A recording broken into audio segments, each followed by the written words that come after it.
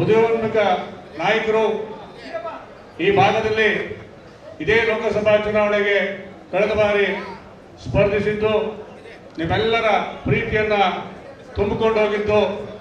ಇವತ್ತು ತಮ್ಮನ್ನು ಉದ್ದೇಶಿ ಮಾತನಾಡಲಿಕ್ಕೆ ಬಂದಿರತಕ್ಕಂಥ ನಮ್ಮ ಮುಖಂಡರು, ನಮ್ಮ ಪಕ್ಷದ ನಾಯಕರು, ಈ ಪಕ್ಷದ ಆಶಾಕಿರಣಗಳು, ರಾಜ್ಯ ಯುವಜನತಾದ ಅಧ್ಯಕ್ಷರು ಆದಂಥ ಸನ್ಮಾನ್ಯ ನಿಖಿಲ್ ಕುಮಾರಸ್ವಾಮಿ ಅವರು ಸಹ